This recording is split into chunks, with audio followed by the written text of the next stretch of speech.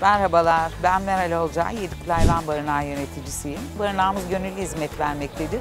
3000 civarı köpek, 150 kadar engelli kedimiz var.